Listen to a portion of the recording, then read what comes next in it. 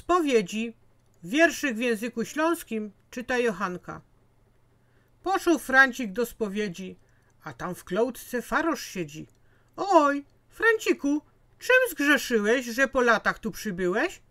Proszę księdza, jo nie grzesza, jo się ino życiem ciesza.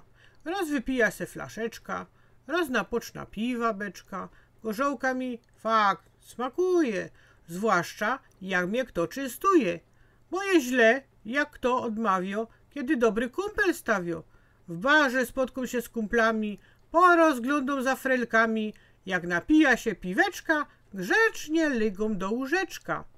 Przyszedł rzech z Tuski Sztyściowej, bo mi zawdy suszy głowę. Nie rzech rozpustnik i hulaka, że się staczą na pijaka.